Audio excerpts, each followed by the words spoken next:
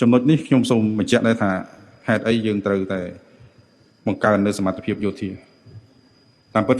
អាដាមអគ្គរដ្ឋទូតក៏ដូចជាអង្គទូតនៅទីនេះភាគច្រើនគឺបានជួបគ្នាក្នុងកម្មវិធីជាច្រើនក៏ដូចជាជួបនៅក្នុងក្រសួងការពារជាតិផងដែរខ្ញុំតែងបានបញ្ជាក់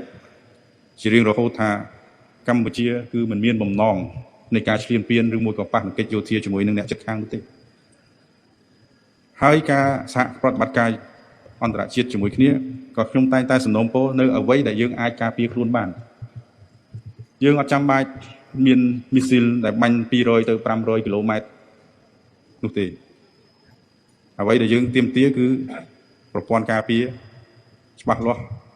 ការពារភូមិសាស្ត្ររបស់យើងបានមិនឲ្យគេឈ្លានពានហើយខ្ញុំបានឮហើយថាពីមុនដោយជាការផ្សារភ្ជាប់ជាមួយនឹងសន្តិភាពនិងវិមានឈ្នះឈ្នះក៏ដូចជាស្តូបឈ្នះឈ្នះថ្ងៃនេះប៉ុន្តែយើងការបានបញ្ចប់សង្គ្រាមស៊ីវិលកាលឆ្នាំ1998គឺយើងបានសន្តិភាពពេញលេញនេះប្រទេសកម្ពុជាបានកំពុងអភិវឌ្ឍយ៉ាងឆាប់រហ័សក្រោមលុបសន្តិភាពហើយគ្រប់វិស័យគឺមានការរីកចម្រើនជាបន្តបន្ទាប់ការសហការជាមួយនឹងអន្តរជាតិការឯកភាពផ្ទៃក្នុងខ្ពស់ប៉ុន្តែយុទ្ធសាស្ត្រចក្រកោណមុនគឺបានផ្ដោតទៅលើការអភិវឌ្ឍហេដ្ឋារចនាសម្ព័ន្ធអភិវឌ្ឍទៅលើធនធានមនុស្សមានន័យថាអភិវឌ្ឍលើវិស័យអប់រំឲ្យយុវជនរបស់យើងមានចំណេះដឹងមានជំនាញខ្ពស់ក្នុងការបន្តអភិវឌ្ឍសេដ្ឋកិច្ចជាតិរបស់យើងកាន់តែរីកចម្រើនហើយយើងបានដាក់ផែនការរបស់យើងក្នុងការអភិវឌ្ឍប្រទេសប៉ុន្តែយើងមិននឹកស្មានថាសន្តិភាពរបស់យើងបានពីផ្ទៃក្នុងហើយរហូតមកដល់ឆ្នាំ2025មានការប៉ះទង្គិចព្រំដែននេះធ្វើឲ្យផែនការជាតិរបស់យើងមានការត្រូវតែផ្លាស់ប្ដូរកែប្រែយោងតាមស្ថានភាពរបស់យើងហើយដូចខ្ញុំបញ្ជាក់ការប៉ះទង្គិចយោធានិងយោធាវាគ្មានអីក្រៅពីការខាតបង់និងបាត់បង់នោះទេចឹងហើយយើងមានការសោកស្ដាយអ្វីដែលយើងកំពុងមានអ្វីដែលជាកេរមរតករបស់សម្ដេចតេជោហ៊ុនសែននិងរាជរដ្ឋាភិបាលចំនួនមុនបានផ្ទេរឲ្យមកសម្ដេចមហាវរធិបតីហ៊ុនម៉ាណែតក្នុងការដឹកនាំបន្តហើយសេដ្ឋកិច្ចរបស់យើងកំពុងតែមានការកើនឡើងជាបន្តបន្ទាប់ជាអកុសលយើងមកប៉ះគ្នាជាមួយនឹងអ្នកជិតខាងដូចនៅខេត្តកោះកុងចឹងយើងមានច្រកអន្តរជាតិជាមួយគ្នាមុននឹងប៉ះទង្គិចគ្នាគឺយើងសហការគ្នាយ៉ាងរលូនកម្មករចំណាក់ស្រុកទៅធ្វើការនៅប្រទេសថៃជាច្រើនកកកចេញចូលពីប្រជាពលរដ្ឋសិស្សសាលាក្តីអ្នកដែលរកស៊ីទទួលទាននៅក្នុងជាប់ព្រំដែនក្តីគឺបានយ៉ាងល្អប្រសើរតែវាជានយោបាយរបស់ប្រទេសរបស់គេដែលធ្វើឲ្យមានការប៉ះទង្គិចជាមួយយើងដូចខ្ញុំលើកឡើងហ្នឹងមានការបាត់បង់ជីវិតមានការសោកស្ដាយប៉ះទង្គិចបាត់បង់ទាំងហេដ្ឋារចនាសម្ព័ន្ធបាត់បង់ទាំងប្រាសាទដែលជាបេតិកភណ្ឌពិភពលោកចឹងហើយបើសិនជាមិនមានការប៉ះទង្គិចគ្នាខ្ញុំជឿជាក់ថាប្រទេសកម្ពុជាយើងក្រោមលុបសន្តិភាពនឹងមានការអភិវឌ្ឍកាន់តែជឿនលឿនជាងនេះទៅទៀតប៉ុន្តែឥឡូវនេះស្ថានភាពបានកែប្រែហើយក្នុងនោះបន្តិចទៀតខ្ញុំនឹងលើកពីកាតព្វកិច្ចយោធាបន្តិច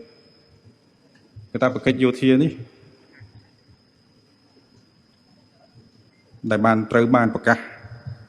ដោយព្រះរាជក្រមលេខនសរកម0526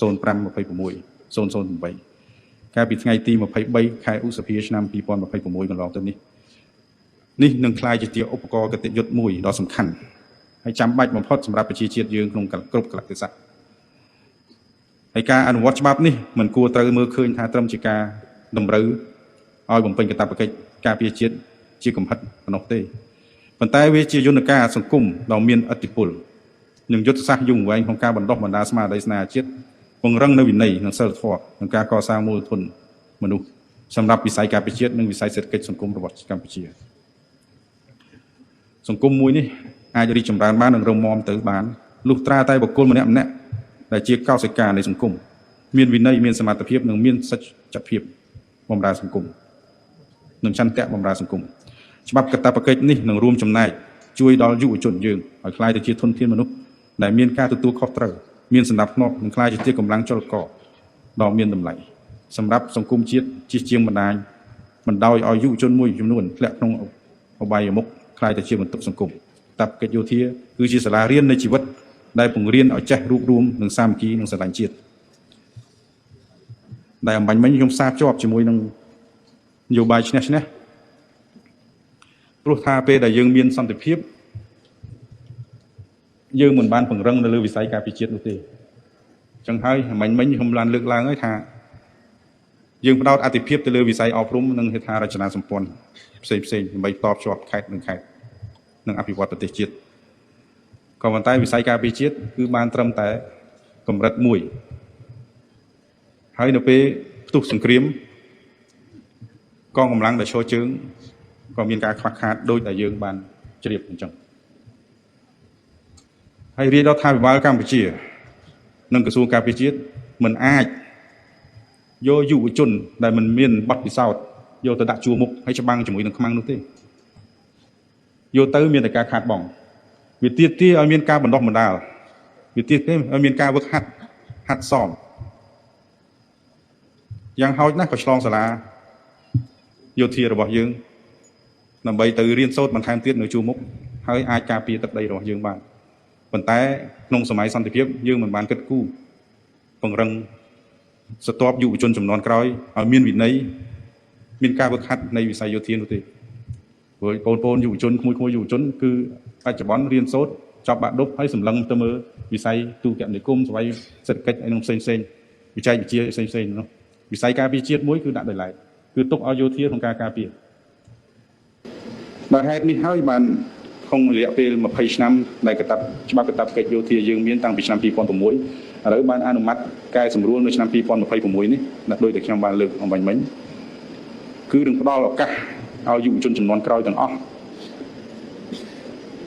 មានការចូលរួមជាមួយរាជរដ្ឋាភិបាលហើយជាពិសេសគឺចូលរួមវឹកហាត់សមអស់រយៈពេល24ខែដើម្បីមានវិន័យដើម្បីក្លាយជាធនធានមួយហើយដើម្បីក្លាយជាយោធិនបំរុងមួយនៅពេលដែលប្រទេសជាតិមានការចាំបាច់និងតម្រូវការហើយពេលនោះយុវជនទាំងអស់នេះគឺនឹងមានវិន័យមានទាំងមនសិការស្នេហាជាតិហើយជាពិសេសគឺមានជំនាញមួយចំនួនហើយលើវិស័យការពារជាតិប៉ុន្តែច្បាប់កាតព្វកិច្ចនេះមិនទាន់តែអនុវត្តប៉ុន្តែមានសំណួរជាច្រើនពីមហាជនបានលើកឡើងហើយការសួរពាក់ព័ន្ធនឹងការអនុវត្តច្បាប់កាតព្វកិច្ចយោធានេះខ្ញុំបានបកស្រាយច្រើនដែរហើយមនឹកស្មានថាពេលកែច្បាប់ម្ដងនេះយើងទៅទាមទារមានការយល់ដឹងការស្រាវជ្រាវបន្ថែមជាច្រើនឥឡូវនេះអាដាមស្ដីភូមិផាន់ក៏បានពង្រៀងជាមួយនឹងក្រុមការងារដែលភ្ជាប់នឹងអនុក្រឹត្យជាច្រើនអាចនឹងពង្រួមគ្នាបន្ថែមទៀតដើម្បីងាយស្រួលក្នុងការអនុវត្តច្បាប់កាតព្វកិច្ចយោធាពេលដែលអនុក្រឹត្យនេះចេញជាធរមានហើយច្បាប់កាតព្វកិច្ចយោធានឹងងាយស្រួលយល់បន្ថែមទៀតពីគោលបំណងពីពេលដែលជ្រើសរើសពេលអនុវត្តហើយពេលដែលចប់កាតព្វកិច្ចយោធាគឺនឹងបានចែកជូនដល់សាធារណជនបានជ្រាបហើយដូចខ្ញុំបានបញ្ជាក់អញ្ចឹងកាតព្វកិច្ចយោធាគឺមិនមែនជាបន្ទុករបស់សង្គមនោះទេផ្ទុយទៅវិញគឺជាឱកាសឲ្យយុវជនគ្រប់ស្រទាប់បានចូលរួមការពារប្រទេសជាតិមាតុភូមិរបស់យើងសូមជម្រាបត្រង់ដែរការប៉ះទង្គិចលើកទី1គឺមានយុវជនជាច្រើនមិនត្រឹមតែយុវជនទេយុវចាស់ក៏ចឹងដែរអ្នកដែលចូលនិវត្តន៍ហើយគឺសូមត្រឡប់មកក្របខ័ណ្ឌយោធាវិញដើម្បីទៅជួយនៅជួរមុខហើយយុវជនជាច្រើនគឺស្នើសុំមកខ្ញុំជាមួយនឹងក្រុមការងារ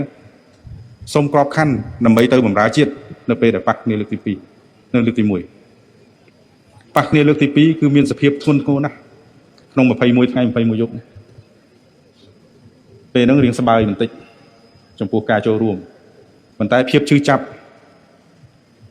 របស់ប្រជាជនហើយនិងយុវជនរបស់យើងគឺនៅមានអញ្ចឹងហើយពេលដែលចាប់តាមព្រឹត្តិព្រៀងនៃច្បាប់កាតព្វកិច្ចយោធាថ្មីនេះ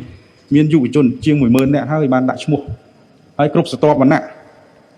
មិនថាកូនអ្នកធំកូនអ្នកមានកូនអ្នកក្រកូនកសិករអីគឺមានសិទ្ធិចូលទាំងអស់គ្នាហើយបច្ចុប្បន្ននេះអ្នកដែលដាក់ពាក្យមកគឺតែកូនថ្នាក់ដឹកនាំទាំងអស់ហើយថ្ងៃមុនដូចជាសម្ដេចតេជោហ៊ុនសែនបានប្រកាសថាក្មួយចៅ ប្រមាណរូបហ្នឹងគឺបានស្ម័គ្រចិត្តចូលបម្រើចូលបំពេញកាតព្វកិច្ចយោធាជាមួយនឹងក្រសួងការពារជាតិនៅឆ្នាំនេះឬមួយក៏ឆ្នាំបន្ទាប់ចឹងហើយខ្ញុំសូមយកឱកាសនេះបញ្ជាក់ជូនអង្គពិធីទាំងមូលថាច្បាប់កាតព្វកិច្ចនឹងដាក់ជូនទៅនេះគឺដើម្បីឲ្យយុវជនគ្រប់រូបចូលរួមជាមួយនឹងរាជរដ្ឋាភិបាល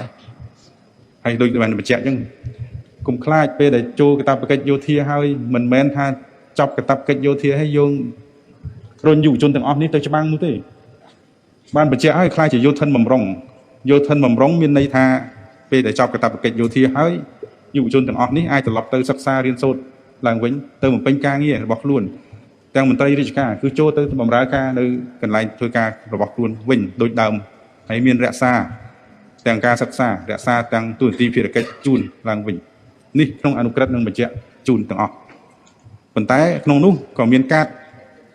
នៃយោធិនបំរុងគឺមាន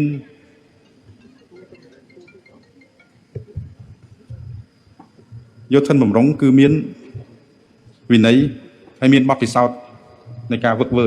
អស់រយៈពេល24ខែនេះពេលដែលប្រទេសជាតិមានតម្រូវការបានយើងក៏អញ្ជើញគាត់មកវឹកហាត់បន្ថែមឬមួយក៏ចូលរួមតស៊ូនៅបើសិនជាក្នុងអន្តរកាលមួយដែលវាធ្លាក់ទៅក្នុងភាពតឹងរឹងនៅជួរមុខចឹងហើយបំរុងមានន័យថាត្រៀមទាំងអស់គ្នានៅប្រទេសផ្សេងប្រហែលជាមិនអនុវត្តដោយកម្ពុជាទេវាអនុវត្តតាមសភាពការនៅប្រទេសខុសៗគ្នាដូចនៅកូរ៉េគឺជាប់កាតព្វកិច្ចយោធាទាំងអស់បើនៅឥណ្ឌូនេស៊ីគឺមិនជាប់កាតព្វកិច្ចយោធាដែរប៉ុន្តែយុវជនដូចជាស្ម័គ្រចិត្តចូលកងទ័ពចាប់តាំងពីប្រឡងបាក់ឌុបហើយ